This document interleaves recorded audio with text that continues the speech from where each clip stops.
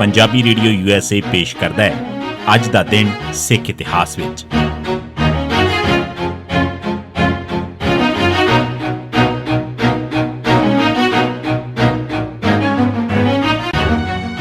सिख इतिहास दीआं घटनावां च 29 जनवरी का दिन 1915 गदर पार्टी कारकुनां ने झनेर पिंड च डाका मारिया। 29 जनवरी 1915 के दिन गदर पार्टी कारकुनां ने मलेरकोटला रियासत के झनेर पिंड च गांधा सिंह के घर डाका मारिया ते 16 सेर चांदी ते 7 तोले सोना लुटिया तां जो असला खरीदा जा सके। 1970 इंदिरा गांधी ने चंडीगढ़ वास्ते अपना अवार्ड दिता।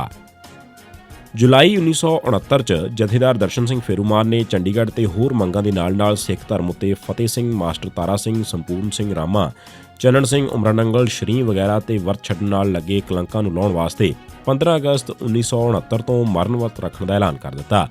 27 अक्तूबर 1969 नूं दर्शन सिंह फेरूमान अपने मरण वर्त ते 74वें दिन चढ़ाई कर गए।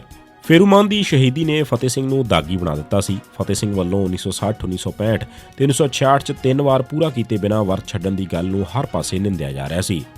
फतेह सिंह ने हुण एक बार फिर मरण वर्त का ऐलान कर दिता।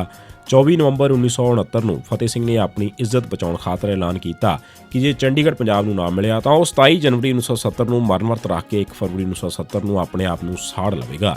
26 जनवरी 1970 नूं फतेह सिंह ने अपना मरण वर्त शुरू कर दिता। इस वेले पंजाब च अकालियां दी सरकार सी। गुरनाम सिंह चीफ मिनिस्टर सन। उन्होंने इंदिरा गांधी नाल सौदेबाजी करनी शुरू कर दी। अखीर 29 जनवरी नूं इंदिरा गांधी ने चंडीगढ़ पंजाब नूं देण दा ऐलान कर दिता। इस ऐलान अनुसार चंडीगढ़ कुछ पिंड छड्ड के पंजाब नूं दिता जाना सी ते बदले च फाजिलका ते अबोहर दीआं तहसीलां चों कई पिंड हरियाणे नूं मिलने सन। इन्हां इलाकिਆਂ नाल एक फरलांग की पट्टी भी पंजाब चों मिलनी सी। इस तो बिना 10 करोड़ रुपए मदद ते 10 करोड़ रुपए करजा भी हरियाणे नूं मिलना सी। हरियाणा ते पंजाब की हदबंदी के झगड़िਆਂ ਲਈ एक कमिशन बनाउणा भी ਮੰਨ लिया गया। चंडीगढ़ पंजाब नूं 5 साल मगरों 29 जनवरी 1975 के दिन मिलना सी। लोगों ने ਥਾਂ-ਥਾਂ ਤੇ रोस प्रगट किया। कई ਥਾਈਂ फतेह सिंह ਦੀਆਂ ਅਰਥੀਆਂ भी ਸਾੜੀਆਂ ਗਈਆਂ। पर इस सारे कुछ की परवाह किए बिना अकाली दल की वर्किंग कमेटी ने ते सर्व पार्टी मीटिंग ने फतेह सिंह नूं मरण वर्त खोलण लई किहा। उसने अपना मरण वर्त 30 जनवरी 1970 के दिन शाम 5:30 बजे खोल दिता। 1987 कपूरथला गुरुद्वारा ते पुलिस का धावा। बरनाला सरकार की पुलिस ने 29 जनवरी 1987 के दिन कपूरथला के मुख्य गुरुद्वारे ते धावा बोलिया।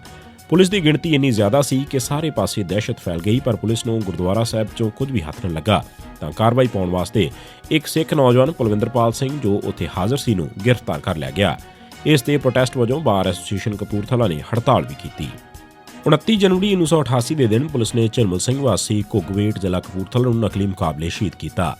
29 जनवरी 1993 के दिन पुलिस ने रणजीत सिंह पुत्र इंदर सिंह वासी नागोके जिला अमृतसर ते सुण सिंह बुटर पुत्र फूला सिंह वासी दान सिंह वाला जिला बठिंडा नूं नकली मुकाबले शहीद किया।